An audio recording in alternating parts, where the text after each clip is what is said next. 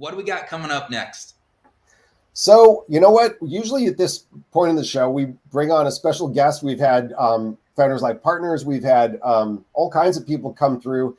Today, we are going to talk to you because you've got an interesting story to tell. You spent the past couple years, moving around. You went on a big tour in 2019. COVID kind of had you a little bit grounded, and then you found a way to move around even within that. And now it's 2022 and you're on to the next adventure. So let's get on and talk about what you've been going through. This is really fun. And I wish I could be with you, but it's kind of cool that you're out there in Bandung, Indonesia. I'm here in Seattle, Washington. We're running the show from the cloud. So I've got a whole list of questions I'm dying to ask, and well, let's just get on with it, right? So starting out, what makes you take these tours? What calls you to the road? You're a CEO, you got plenty to do already. Now you throw, travel, international travel, not just domestic. There's a whole bunch of other things that come with that. So tell us why go through this trouble? What's the tour? Where are you going right now? Yeah, and we'll share a visual here in a second, the map and everything that's happening this summer. But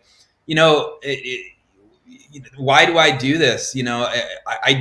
I've made it a habit now since Founders Live is in so many cities around the world, and we bring on city leaders and we bring on teammates from various parts of the world, and when we meet them, you meet them now too, and we meet them all virtually. And so part of why I do this is to really go see the world and also go meet our Founders Life city leaders in all these various cities that they're in around the world, and to really build that. As a leader, I need to be able to go to them, meet them in their community, meet them in their world, and spend human time, one-on-one time together versus just having these calls via Zoom. So number one, it's an ability to continually grow, the Founders Life team by meeting people face to face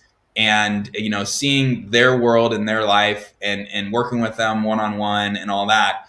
Secondly, now that we're able to get back in person events, and that's starting to happen around the world, there's gatherings and events that happen when I'm in these various cities. So it's obviously an opportunity for me to go to a Founders Live event in person, meet the people, and really just experience that we otherwise, obviously over the pandemic, we were doing these virtual events. So that means that we could pop into any event, but it wasn't the same. So to be able to be in an actual, see what it's like in Indonesia, or, previously I was in, countries in Africa or countries in South America. And thirdly, I can tell you that the probably the biggest thing about this is, it makes you a better human being. And I can talk about the challenges in a second, but it's not easy to travel, and it's not easy to be in a city that is totally different language. I would say 5 to 10% of the things you see, banners or signs or menus or anything, is in English. Yeah. 1% to 5% of the people speak English. So how good is your there's a lot of dialects in Indonesia, tons of islands, tons of different languages. How do you? I'm guessing you don't have any of that language capability in your tool belt there. No. Look, I don't speak Indonesian. That was just something that was going to be, I assumed and knew that this is part of the deal here, is that, I don't speak Indonesian. There are many different dialects I'm learning with just as I interact with people, that each area, each island has developed their own language, and Indonesian as a language is kind of the generalized accepted actual language, but there is many different dialects that some people can not even communicate if they're speaking their native language. So been amazing on that. But yeah, it's been hard. And you just, basically when you're out, at a restaurant or trying to interact with someone, it seems like they can do enough English to get through and serve me, or, I'm just pointing at things, right? So Yeah. it is what it is. And then, hey, translate. By the way, Google Translate, even just being able to pull up Google Translate and typing something in, and then it translates to Indonesian, and then you just show them, is actually the way to do it. So Awesome. Yeah. So, given that language thing, what made you choose Southeast Asia with all the other places you could have gone? I know you've been just said you went to South America and Africa. What's the draw in Southeast Asia for us, for you? yeah, so when you look at this map, this is the set forth map for the tour this year. Over the last year and a half, we launched roughly, it's about 20, I think the number maybe is about 22 cities in Indonesia over the last year and a half. So obviously, this is not all the cities that we're in over in Indonesia and Southeast Asia, but our city leader, or essentially our regional leader, Mike Venturi, has done such a great job of expanding Founders Live throughout the Indonesian country. And you look at this, and so, as we started to have activity in this region of the world, again, I just said, I got to get down there. I want to meet the founders. I want to meet these people. And what's most important is that learning and understanding what entrepreneurship is in a country like Indonesia. I'm not here making any assumptions, as I don't, whatever, even as a American citizen from the United States, we have our own vision, or what our thought of startup entrepreneurship is. The only way to understand what entrepreneurship is in various countries around the world is to actually go there. And I've been blessed and have an opportunity to be able to, build the company on the road and go there and meet them. And so that's what we're doing. And so you can see here that, I started in Jakarta, Indonesia. I landed there, and that was a great week. We had our event last week. Really fun. Met the founders there and our city leaders there, and it was amazing. So now we have we are in. I took the train to Bandung, and Bandung is roughly about 2.5-3 hours from Jakarta. And so it's like the equivalent of like Seattle to Portland, or maybe New York, Philadelphia kind of thing. So you look at that, but yeah, and then you can see there, I'm going to go to the Philippines next week. I'll spend 5 days in Manila, the Philippines, and actually that is where we've got some city leader meetings, and my goal is to leave that country after 5 days to be able to have a city leader in place there. You'll see then I take a trip. I go to Bali. We have had Founders Live Bali there. We will not have an event there, but that is a little more of a vacation for me, in a sense that I'm going to go spend time in Bali, enjoy that. Obviously, be still meeting people there, but that's going to be a little more of a downtime for me. And then you'll see, yeah, look at that. And then Palembang and Karaya, that's the fifth city. Then I go to Palembang, which shoots over to, so that's Sumatra, I believe, the island. And then you have Pekanbaru there, and each one of these cities, there's going to be a gathering and an event. We're gonna start, showing them how to gather, do Founders Live the right way. Then I go to Batam, smaller city. I'm there for 3 days, and then I hit Singapore, Kuala Lumpur, Malaysia, and then Bangkok, Thailand is the final stop. Each one of those cities is roughly a week, and man, it's just back and forth, back and forth. Yeah, and look at those last 3 cities. Those are going to, in addition to Manila, those last 3 cities are going to be new Founders Live cities as we expand in Southeast Asia. It's amazing, and thanks for bringing the apple seeds there. That's exciting to see those areas light up. We know that we've had a lot of interest from Singapore, especially an international business hub will be great to represent there. So as you're talking to founders, and mixing it up. Are are you getting a sense of like what the universal experiences are and what the differences may be for people in Indonesia specifically, or the city specifically, or even in the region? Like, how is it different for them, and how is it the same? Or what bubbles up within all of that for you?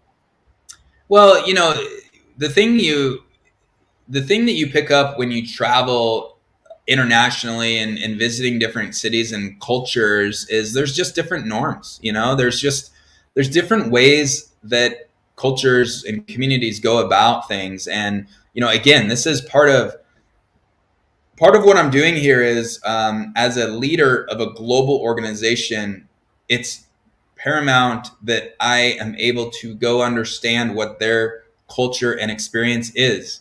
If we're going to make decisions, and obviously, learning all the different countries and cultures, all of a sudden now, it's going to, once you learn that, then it's like, oh, shoot, everyone does everything, they do things differently. And how do we unify everything? But having an understanding of that is just at least step one, to have a full understanding of who our customer base is, who our base of users, our base of founders and entrepreneurs. If you just think about it that way, it's important that to learn that.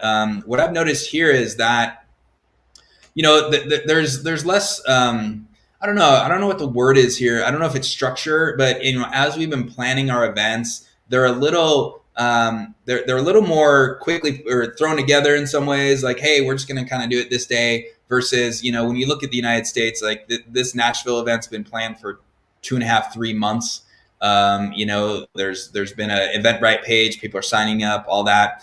What we notice in other parts of the world is like a message thrown, through a WhatsApp group that has 1,000 people in it that's saying, hey, in 2 days, 3 days, we're going to gather and have an event. People, pick up and show up, and that's kind of the norm, right? There's less of a forward planning. There's a little more, I guess, it's a little more immediate, or just kind of on the spur of the moment, in the sense that they can put together, they have WhatsApp groups and all these messaging groups that people learn about this information and can like chat and can take action on a much quicker basis. So I don't know if that makes sense, but just learning that, United States, we deal with email, we deal with, we get people to sign up on these lists. People are planning it on their schedule, on their calendar. I've noticed just other parts of the world operate differently. Yeah.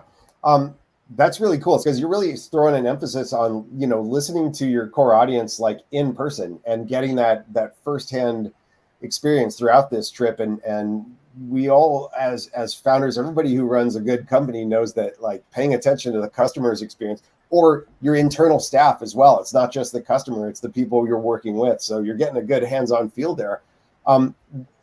As at an entrepreneurial level, any challenges that are faced in this region, or in this geo that might be different from what we have here, or like what are they struggling with the most, do you think? Yeah. Well, interestingly enough, this is not different than the United States, but definitely, capital and resources. And that's something that, you could probably say it's universal. It's obviously what we're working towards and solving as we continue forward here, building Founders Live. Yeah. But, specifically, just, there's not as many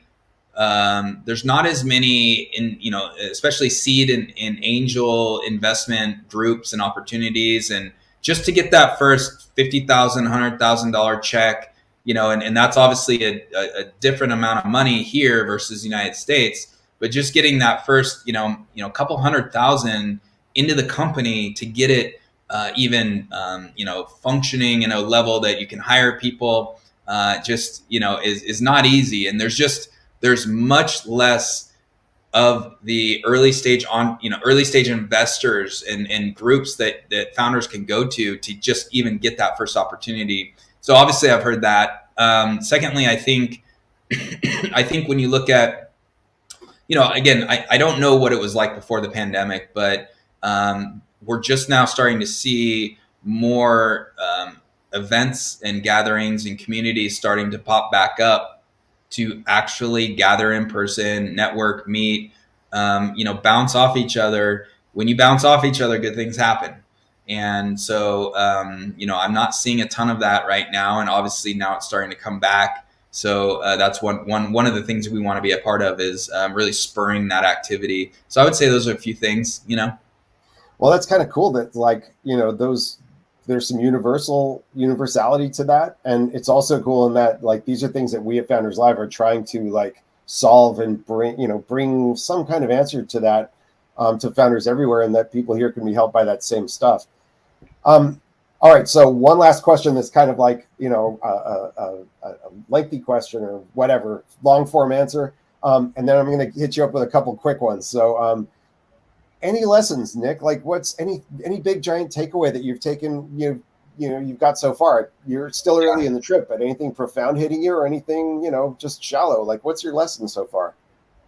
Yeah, there's a few of them for sure. And I know that doing something like this again, look at that map. I mean, it's intense. I would say that if you can do something like this, do it. And the reason why is it will absolutely pull you out of your comfort zone.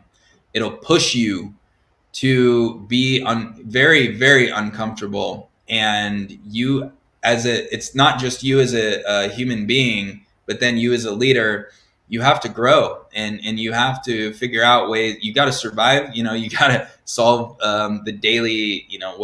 What is the challenge up front today? And everything you take for granted.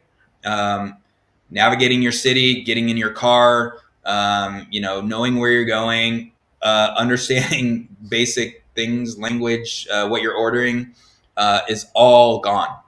And it actually makes you work and you improve yourself. You figure out new ways to actually go about your life. And that is a very, very positive thing. So that's number one is you're going to get better. Number two is it actually really expands your view as a human being that, I was our Jakarta event, they had a Q&A kind of like this with me. And I looked at them and said, you're no different than me. You all are no different than anyone else in the United States. You just maybe don't have as many resources and access to certain, technologies, money, capital, whatever opportunities. And that's obviously what Founders Lives are working at. But you learn that everyone is the same, man. Like what is this, fighting and war? And I understand there's a lot deeper things going on there, but we're all the same. And I can say that as when you travel like this, you learn that and you come to really appreciate the human struggle. And like I'm walking on the street and there's people all over, like just on the street selling their wares, and it can be very uncomfortable, but it's also like that's their life. This is life. So yeah. Well, I think it's really cool that you're doing it and freaking awesome. So here's some quick questions. Yeah. What's the best part so far of your trip? The best part is, that's a good question. I would say the best part is to, so in each city, I kind of find, I don't know, it's discovering. There's a few little places like I end up. So in Jakarta, I found this like rooftop bar that I ended up going to a few times, and I got to like the bartenders like were nice, and I ended up meeting the owner, and he actually studied in Seattle for like 4 years, and so establishing a bit of your kind of places that you frequent, like so there's actually this cool coffee shop bar that I found here in the neighborhood. And I've gone there a few afternoons, just the end of the day, and I sit and have a beer, and they have an outdoor deck, and it's peaceful. So finding you go from something that's totally different and random and like kind of scary because you're like, where am I? And you start actually getting your familiarity. That is it's like an addictive thing that with travel, like you just want it. You love it when you get this like, oh, I went to this place yesterday. I had a beer. It was comfortable. I'm going to go do it again. I love that. Okay. Worst part. What's been tough? Worst part is you feel constantly in confusion, and that is like such a shitty feeling. Like you literally like, I don't know. It's like there's a feeling of like, and it might be cortisol. Like the cortisol levels are like always high, and you're like, why do I? And then on the streets here, and again, this is just the way, dude. The motorcycles and the bikes, and it's like these streets are just like, and it's loud, and there's no street lights really. There's actually no real, like when you come to the United States and you look at the street grid, there's typically like blocks that then have like a stop sign or a street light, traffic light, that then there is none here. So it's like the flow is just like, and the cars and the motorcycles, and you're just like, whoa. So I would say that the toughest part is you always feel very like the anxiety level and the cortisol is really high, and you just want to Yeah. be like, God, I It's a just want to stress like, baseline that you're not even always consciously aware of, but there's these survival things. Like, I mean, for me, I'm always like, all right, you're in the middle of a city you've never been to. Where are you going to go to the bathroom even, right? Like you got to map that stuff out, especially if you're not feeling well, right? So like those kinds of things. Cool. All right. Last thing is, how's the food? the food is great. Yeah, I've been able to. I've gone out to dinner with our city leaders and our friends here a few times. Like, and I make sure that I'm like, hey, take me to somewhere where you know, just take me somewhere. I want to taste like, like a nice plate that you feel that is, authentic to Indonesia. And I've been able to taste some Indonesian food, and I've actually had some Javanese food, which when you look at all these islands, Java, it's one of the islands there, and there's Javanese is actually people that come from Java, and I've had Javanese food already, and it's a unique, different food than you'd find in other islands of Indonesia. So the food's great. Yeah, love it. Awesome. Well, I think we're at the end of our segment. If there's anything else you want to add, we know you're going to Manila next. So good luck getting that thing going. So many entrepreneurs over there, so many islands, so many, wonderful people. So I think you're going to be in good hands. And talk about food. I mean, you're all set up there. Yeah. Thanks, Anything else you man. want to add? No, this is great. And hey, I just want everyone, stay close. Feel free to reach out to me. Yeah. I got one more thing. Let's not forget, you are going to be, doing some impromptu meetups throughout this trip. Whether, we do these things for Founders Live members. If you're a member, Nick's going to bust out a message to the group and say, hey, I'm in this town. Come join me for a beer. It's not just like the usual online skull sessions that we might have. There'll be some of that, but wherever you are, wherever you travel, you can hook up with Nick Hughes if you're a member, and bring people with you. So that's kind of a cool way to do it. Yeah. Yeah, reach out to Nick. Feel Join a free to reach membership, founderslive.com. You can get a hookup there.